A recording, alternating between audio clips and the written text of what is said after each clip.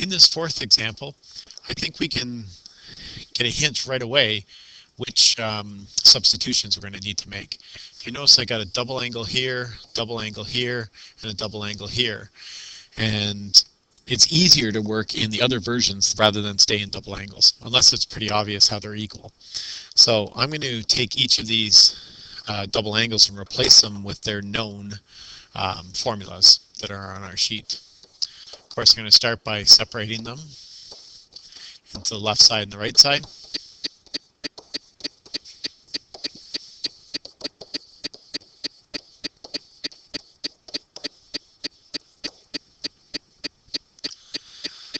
So I've got sine 2x on the top. I know that that gets replaced using my double angle formulas as 2 sine x cos x. On the bottom, I have another double angle formula for cos.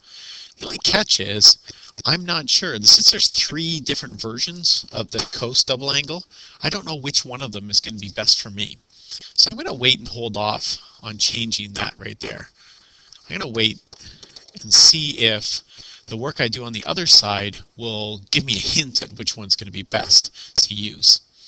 So I'm going to stop right there and start doing some work on the other side. Again, I don't really see how they're connected yet, but if I start doing some of the work, maybe I'll have some clues on what to do next. I do know that I have cosecants and tans, and I know a strategy is to make everything in sines and coses, especially considering the left-hand side has got sine and cos. So a cosecant is the reciprocal of sine, so let's write it as the reciprocal. And tan is just sine x over cos x. This 2 right here is really 2 over 1, and so when it gets multiplied by 1 over sine 2x, I get 2 over, and then sine 2x I'm going to replace with a double angle formula, 2 sine x cos x. I replaced it on the left-hand side, I might as well replace it here.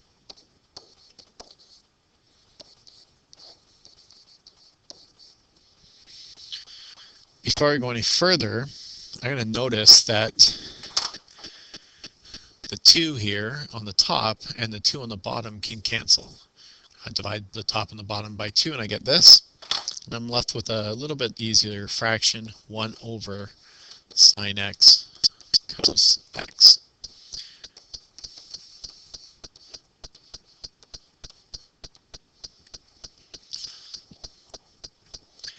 On the right-hand side, I see 2 fractions.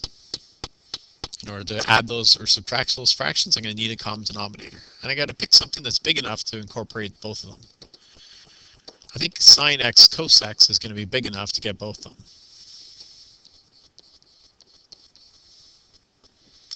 So obviously, on the left part of this fraction, it was 1 over sine x cos x, so I haven't changed anything there. But on the right-hand side, I'm asking, what did I multiply by cos to get sine cos? So obviously, I multiplied by sine x, so I have to do that to the top. Anything I do to the bottom, I have to do to the top. So sine x times sine x is sine squared x. Now that I have a common denominator, I can keep the denominator.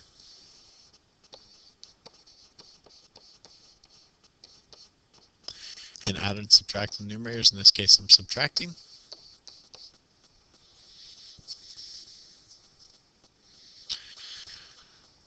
And I don't know about you, but just by writing down 1 minus sine squared x on the top, I know that that's cos squared x.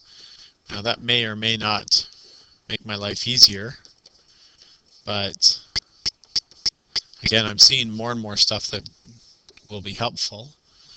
So I've got a cos squared x and a cos on the bottom.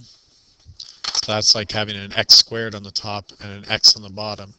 So that's just going to leave me with a cos x on the top. So this is going to reduce down to cos x over sine x. Now, all of these last steps, like here to here, I don't know if they're going to be helpful. Maybe the work that I do on the left-hand side might stop here or might stop here, but I just saw these things that can do, so anytime I can simplify, I might as well go ahead and do it. Later on, if I need to erase it, it's fine. But these were just things I noticed. So If I take into consideration now what my right-hand side looks like, and I go back to where I stopped on the left-hand side, I might have an idea of what I need to do. So remember I had 3 different options for cos 2x. So I was going to replace the cos 2x here, replace it with one of the different formulas for cos 2x. And I think by noticing that the right-hand side has a sine x on the bottom, I think the version of the cos 2x version, cos 2x double angle formula I'm going to use is the one that has sine x on it. There's no sense introducing the other 2 versions which have cos in it if I don't have a cos on the bottom. So, because I've noticed this, I'm going to go up to the top and replace that cos 2x with the version of 1 minus 2 sine squared x. I think that might lead to my most helpful version. Let's find out. So by doing this substitution on the top, I've got 2 sine x cos x. And at the bottom, I'm subtracting this whole thing. So I've got to subtract each of these terms. So it'll be 1 minus 1, and then it's minus minus, so it'll become plus 2 sine squared x. So good news is 1 minus 1 is 0, and I'll be left with just 2 sine x cos x over 2 sine squared x. And I'm starting to see some promising things happening. 2 and a 2 on the top, so I'll divide both the top and bottom by 2. That'll get me just a 1. And I have a sine and a sine squared, so I can divide both of those by sine and be left with just a sine on the bottom. And lo and behold, I'm left with cos x on the top and sine x on the bottom. And the good news is that does, in fact, equal the third, or the very last step that I had. So I'll finish off with left side equals right side, and it is proven.